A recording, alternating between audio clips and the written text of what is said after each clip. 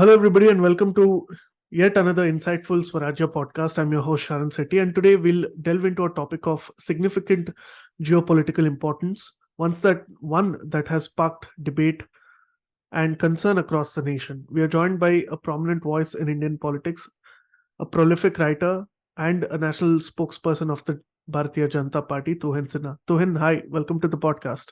Thank you, Sharan. A very happy Navratri to you and to the entire team of Swarajya. Thank you so much, and wishing you and your family the very same.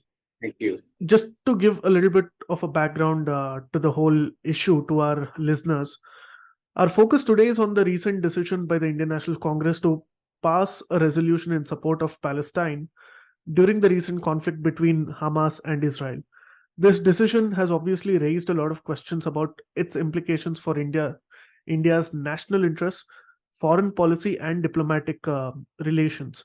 Before I begin asking you some of the questions that I have in my mind, Tuhin, your first thoughts on this? Well, Sharan, our stand is very clear.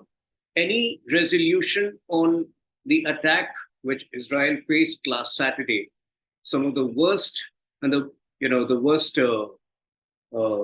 probably the worst attack in a very long time. I think any resolution on that does not mention the word terrorism, but simply, continues to support the Palestine cause is an act of directly supporting the Hamas. And therefore, the Congress party is guilty of supporting pro-terror elements. I'll explain to you India's stand on both Israel and Palestine has been very consistent for a very long time. Yes, in the early years, in 1947, India became independent. In 1948, Israel was born as a country. Ideally, we should have had diplomatic relations from then onwards, which was delayed by a good 43 years because of the vote bank politics of the Congress party. So diplomatic relationship was first established in 1991. But even after that, 26 years after that, the Congress governments were particularly conservative in embracing Israel, despite a host of similarities, both civilizational similarities in terms of what Jews have gone across centuries and what we Hindus have gone across centuries. I mean, our history has a lot of similarities. We have shown unbridled resilience in the wake of some of the worst pogroms over the last many centuries. But despite a huge amount of similarities between the two nations, and of course, in terms of technology, in terms of the nature of our democracy, the Congress governments remained extremely conservative in embracing Israel in a real sense, which actually happened in 2017 when Prime Minister Narendra Modi became the first Indian Prime Minister to visit Israel. And thereby, we also carefully dehyphenated our whole approach to foreign policy when it came to Israel and Palestine. So while we embraced Israel wholeheartedly, we tried to optimize our partnership at multiple levels. Our support towards the Palestine cause remained consistent. Yes. But yes, what happened last Saturday, the 7th of October, has clearly established that Hamas is the biggest villain. Hamas is the biggest enemy of the Palestine cause. So this ideally is not the time to talk about the Palestine cause. This is the time to call out the monstrosity, the terrorism unleashed by Hamas, to support the eradication of terrorism, which is what our stand is. But when the Congress party, very cleverly shies away from calling that brutality, wherein 1,300 people were murdered, children, toddlers faced death of the worst kinds, when the Congress party shies away from calling it an act of terror while still empathizing with the Palestine cause wholeheartedly, I think there is something wrong with the Congress intent over here. And to our understanding, it is nothing but the same cheap vote bank politics, which they have done for many decades. And, I think they have always undermined Indian Muslims, I would say. The Indian Muslim today, a majority of them are evolved. They don't want to get into the Israel-Palestine conflict because they know that it has nothing to do with them. But it is the Congress party which has had some very, some very weird notions of the maturity levels of Indian Muslims, and I think they want to keep them tied to those notions which don't hold relevance anymore. It could be that, or it could be that the Congress is afraid to break out of its character, because if it does, then it will unequivocally end up supporting the Indian government and its resolution. You know, the Congress party and Rahul Gandhi's family per se has been a victim of the worst of two worst terror attacks, whether that was the murder of the assassination of Indira Gandhi or the assassination of Rajiv Gandhi. Now, I would say it is very awkward for us as a nation to see a family that is a victim of terror attacks turn into terror deniers. So I think they need to introspect.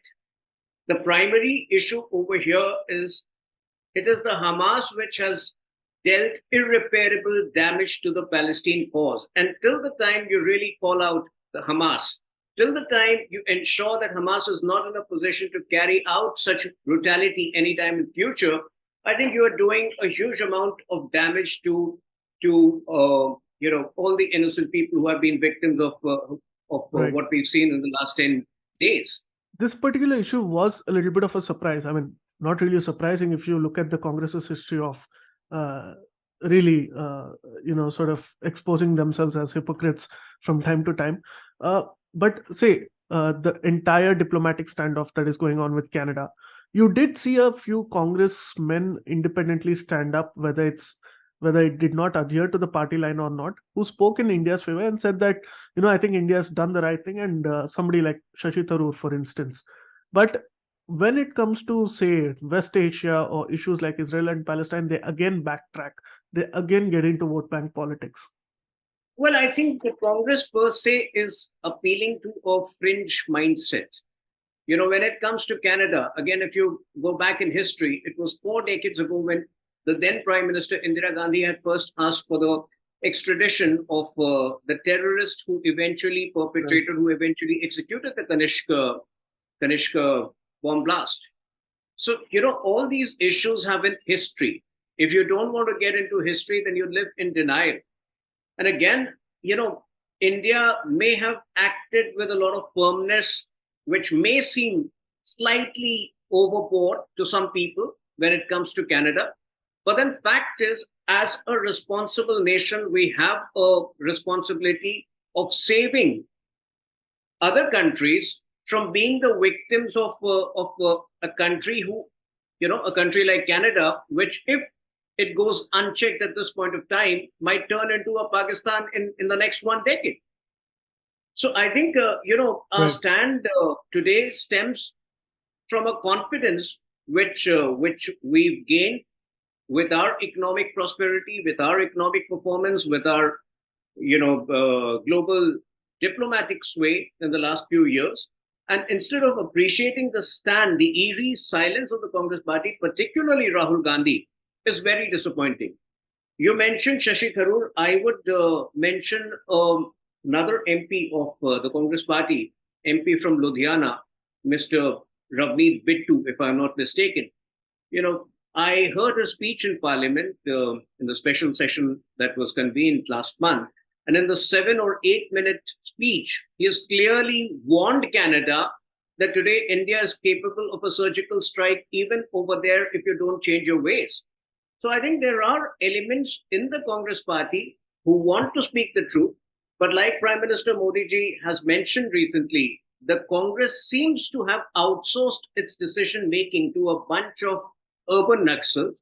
And I'm not sure who exactly is guiding Rahul Gandhi, but if Jairam Ramesh is the one, because, he seem to have tweeted what eventually became the Congress resolution first.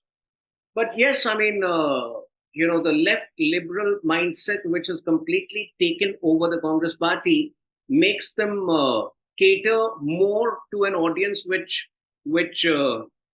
is pro which certainly does not relate with Indian sensibilities. Would you say that people are perhaps not looking at the Indian government's response completely? Because if you look at it, you mentioned Prime Minister Modi's visit to Israel in 2017. Just immediately after that, he also visited Palestine, where he was given the state's highest honor. So in that sense, it's not that it's not all black and white when it comes to foreign affairs. There's obviously a lot of calculation. There's a lot of diplomacy which uh, perhaps the common man doesn't see through it. And today the opposition is also behaving like them. No. So, as far as India's foreign policy is concerned, yes, I completely agree. We have a very nuanced approach.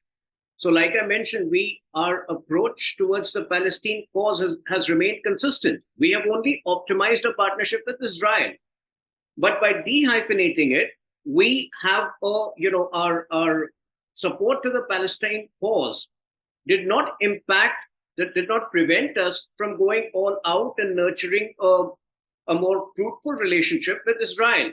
So, in that sense, we have removed all the pretense of, the lopsided pretense of being secular, which Congress probably had when it came to dealing with Israel. But as I mentioned, a lot of things have changed since 7th October. I think President Ramallah himself needs to acknowledge, if he has not done that Hamas is the biggest enemy of the Palestine cause. And anybody who at this point does not call out the monstrosity of Hamas while still continuing to support the Palestine cause probably, is being untruthful over here. Right. And do you think that the BJP is probably on a back foot because the Congress is coming back, and perhaps that is what is emboldening its stance on so many things? Right now, the Congress has done well in Karnataka, and it's probably coming back to power in one or two states in the upcoming assembly elections as well. See, as far as state assembly elections and the central elections, the Lok Sabha elections are concerned, from after the disastrous experiment with Third Front in 1996, where Devagowda ji had become prime minister, followed by I.K. Gujral, I think the Indian voters have evolved significantly. So the voting patterns in state assembly elections is very different from the voting patterns in the Lok Sabha. So all of the SOPs, the unrealistic SOPs being promised by the Congress party may work in the states. But eventually, when you don't deliver, and eventually when your presence in the state government leads to all kinds of money laundering gangs holding sway, like it has happened in Karnataka, which you've discovered with the exposure of some 100 crores worth of cash in the last 3 or 4 days in different Hawala scams. I think people will be more careful while voting in these forthcoming assembly elections. And I won't be surprised if BJP wins all of the 3 states in the Hindi heartland. In Chhattisgarh, while 2 months ago, the Congress party seemed to be on a strong wicket, the multiple scams which have erupted, which have kind of come out of the closet of the Congress party has really unsettled them. So you have a Gobar scam, you have a Gothan scam, you have the PSC scam, you have the coal levy scam, you name it, and there is probably no area where there wasn't a cut money going directly to the CM's office. CM Bhupesh Baghel was probably, had probably volunteered to be the chief ATM machine for the Congress party leading up to 2024. And I think this is what I would really, commend the BJP workers on the ground for having communicated this well enough, and things have completely turned around in Chhattisgarh. So one should not be surprised, even if in Chhattisgarh, if we post a surprise win. As far as Rajasthan and Madhya Pradesh are concerned, I think Shivraj Singh Chauhan ji has followed a very nuanced, a very customized approach in different phases. And when it comes to women empowerment, especially whether it was Ladli Lakshmi Yojana launched by him a good 15 years ago, or the Ladli Behna Yojana launched by him, I think he has an enormous support among the women voters, which will see him through. In Rajasthan, again, Ashok Gehlot has zero credibility. Some of the crimes which have taken place in Rajasthan, particularly against women, reek of the same brutality which Hamas had unleashed. You've seen, images of corpses burnt, corpses in Rajasthan, Right. as recently as 2 weeks ago, and that has been pretty frequent in the last 2 years. But do you think the BJP has Well, become way too comfortable because you've been winning states for the last 5 to 8 years and you've never lost power at the center for the last 10 years almost? So it's made you comfortable, which is why today in Karnataka you don't have a leader of opposition. In Chhattisgarh, you could have done way better because there's localized anti-incumbency against the Baghel government, but you see very little proactive opposition from the BJP on the ground. That's what the people are saying. It's not just me. As far as the center is concerned, I would say forget anti-incumbency. We have seen pro-incumbency building up over the years. So somewhere, people's sentiments have to be offset. That pro-incumbency sentiment at the center naturally had to be offset somewhere in the states. So people tend to be more demanding from BJP in the states. In the center, they're very assured that yes, the performance is way better than they would have imagined or they would have expected. So I think these are things maybe 5 years down the line when a detailed analysis is made of the psychographics of what people really wanted or how voting patterns were decided. But one thing I can tell you is that both at the center and the states, the credit to a large extent goes to the leadership of Prime Minister Modi, because even the way states have ensured the deliverance mechanism for the social welfare schemes, without an adept deliverance mechanism at the state level and on the ground, most of the social welfare, the benefits of the social welfare schemes would not have reached the last, the beneficiary. Right. And I think that has always, in recent elections, made a big difference. Even in Uttar Pradesh, in the run-up to the elections, a lot of people were skeptical. Would you win? How big would you win? But eventually, a core decisive factor was the 100% delivery of all of the social welfare schemes. And that is a big factor in all of these three elections. People remember that 10 years back, only a small fraction of the amount which was due to them by way of social welfare scheme could actually reach them. But India's deft DPI, digital public infrastructure today, formed on JAM, Trinity, the benefits are very visible and very obvious in the remotest villages. And the Congress is using the same infrastructure to give freebies to everybody. What's your take on that? Well, people over a period of time would realize that a party which is trying to merely bribe them and which has wild intent for the country, from DPI, we've been shifting to a lot of, we're trying to cover a lot of subjects in a short, in this short interaction. The people are aware that Congress's intent today is wild. And I will give you a very simple example. On the day that India was scripting history with the India-Middle East European corridor, what was Rahul Gandhi doing? He was in Brussels heaping praises on China's BRI, one which is, which is formed on the core tenet of debt trap diplomacy, which aims to make weaker countries subservient to China, and two, which impinges upon our sovereignty by passing through POK, which we have always maintained is an integral part of our country. So imagine a person who is so condescending towards his own attitude, towards his attitude when it comes to India.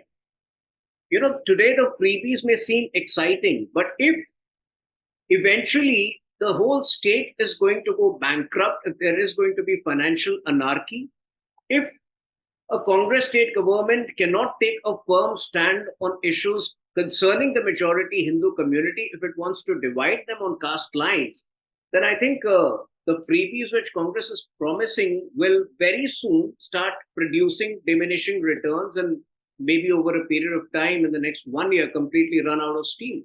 But does it not make the BJP slightly nervous? Because what people are appreciating about the BJP is that you're not resorting to the same sort of politics or Absolutely, economics. absolutely. So I will, let me take you. I'm glad you have made that distinction between the BJP approach and the Congress approach. And the same approach is very visible when it comes to empowering weaker castes and weaker sections of the society. So in the last 1 month, the way the Congress party has tried to stoke caste divisions in the country is shameful, to say the least. The way Rahul Gandhi would make the statement that in the central government, there are only three secretaries, three IAS officers of the secretary rank who are OBCs, for which he had to be repeatedly schooled both by Amit Shah ji and by JP Nadda ji that it was because of the Congress party, which delayed the implementation of the Mandal Commission report by a good 7.5 years. It was the report was ready in 1983. It was eventually implemented in 1990, July, if I'm not mistaken, by VP Singh's government. So had it not been, and subsequently the Supreme Court passed a ruling in 1992, providing for the inclusion of the inclusion of the recommendations in the central government jobs. So had it not been for the delay of 7.5 years caused by the Congress party's reluctance to implement the Mandal Commission, today the number of OBC secretaries in the government would have been far higher. In the same way, right, the Congress party is guilty of delaying the implementation of Kaka Kelkar Commission report, which was ready in 1958 by a good, several decades. Eventually, it was in 2018 when we provided the National Commission for Backward Caste the status of a constitutional body. And, I think, I'm not sure whether you're aware of it, the Congress voted against that. So this is the reality of the Congress party. They have been stoking the demand for caste census. Let me make this very clear through this interaction that we have never been opposed to caste census. But at the same time, till such time, we are fully convinced that we have the administrative and the technical systems in place to ensure an authentic, flawless caste census, we must desist from such an exercise because it has major repercussions for the future of the country. So the socio-economic, the caste survey done in 2011 census produced 8.9 crore errors. That was a position, that was a written statement made by the government in 2015. It had 8.9 crore errors, out of which even till date 1.65 crore errors remain unrectified. So that's the basic difference between the Indie Alliance and the BJP. The Indie Alliance may, quickly fudge up a caste census or a caste survey in Bihar for its vested political gains. We would much rather empower the OBC community, which we have been doing. If you look at the data, whether it is the Pradhan Mantri Jan Dhan Yojana, whether it is the Swachh Bharat Abhiyan, whether it is the Mudra loan, a vast percentage of the beneficiaries belong to the OBC community. But at the same time, correct, the caste survey can wait till such time we have the near flawless administrative and technical system in place to ensure complete accuracy.